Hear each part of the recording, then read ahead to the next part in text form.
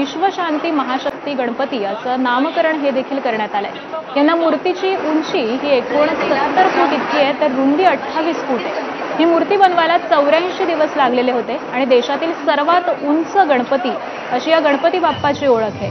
तर यंदाची थीम ही शांती मूर्ती अशी ठेवण्यात आलेली आहे। ब्रह्मा विष्णू महेश या त्रिमूर्तींचं या महागणपतीत प्रतिबिंब आपल्याला पाहायला मिळतंय। मूर्तीच्या डाव्या बाजूला जगन्नाथ, सुभद्रा आणि बलराम सहज मूर्तीच्या उजव्या बाजूला लक्ष्मी आणि हयग्रीव हे देखील आहेत। तर ही 3 दृश्य आपण पाहतोय। सगळ्यात मोठा हैदराबाद मधील गणपती आणि त्याची मिरवणूक ही देखील निघालेली आहे। पुण्यामध्ये देखील मिरवणुकीला सुरुवात झाली आहे। त्याबरोबर मुंबईमध्ये देखील लालबागचा राजा अगदी काही वेळामध्येच प्रस्थान ठेवणार आहे।